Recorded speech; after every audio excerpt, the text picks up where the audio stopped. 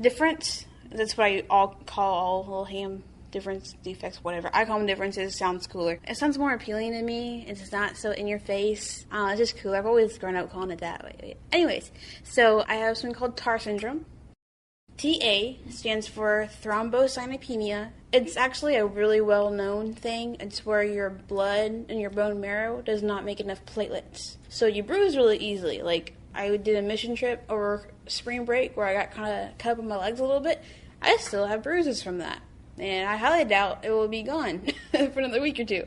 And then the AR stands for absent radius, which is just the absence of not being born with a radius bone, which is why my arms are so short. So that's just how I happen to have the hands. It's because of the blood thing behind it. So nothing really keeps me from doing things. But as far as, like, writing, I don't know, like, it's never seemed like my hands were an issue with writing, except for a couple times because the skin underneath my thumb is kind of tight on my veins. So I can be writing for a lot, and if I get stressed, it gets really tight, and my hands just kind of get cramped. Like, my fingers get cramped really easily because I have to hold them in a certain way for so long. Like, I've never noticed I can't hold my fingers completely straight. It just doesn't happen for whatever reason.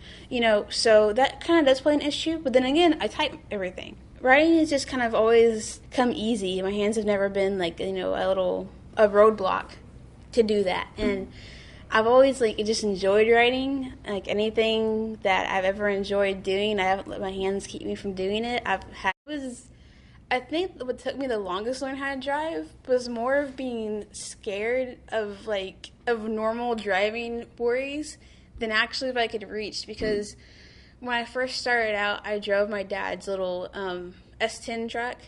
And literally, I had to put 2 pillows underneath me and 1 pillow behind me. Not because of my arms, but just because I'm so short anyways. So that was a trip, driving to church every morning for about 30 minutes. Every Sunday.